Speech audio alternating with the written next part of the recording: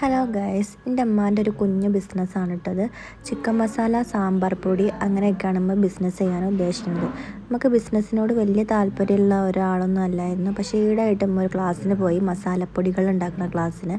അപ്പോൾ അവിടുന്ന് ഉമ്മ പഠിച്ചതാണ്. പിന്നെ അതിൻ്റെ സർട്ടിഫിക്കറ്റും കാര്യങ്ങളൊക്കെ ഉണ്ട് കേട്ടോ.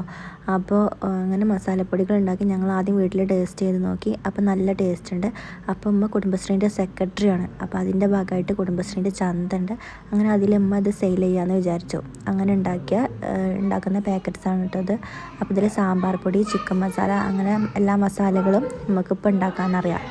അപ്പം വീട്ടിൽ നിർമ്മിതമായ ഇങ്ങനെ മായമൊന്നും ചേർക്കാത്ത പ്യുവറായിട്ടുള്ള മസാലകൾ വാങ്ങാൻ ആഗ്രഹം ഉണ്ടെങ്കിൽ കമൻറ്റ് ബോക്സിൽ കമൻറ്റ് ചെയ്താൽ മതി കേട്ടോ. ഓരോ ബിസിനസ്സിന് പിന്നിലും അതിൻ്റേതായിട്ടുള്ള കഷ്ടപ്പാടുകളൊക്കെ ഉണ്ടാവുമല്ലോ. അപ്പം അമ്മ രാത്രി ഇരുന്നിട്ട് ഇതെല്ലാം സീൽ ചെയ്യുകയാണ്.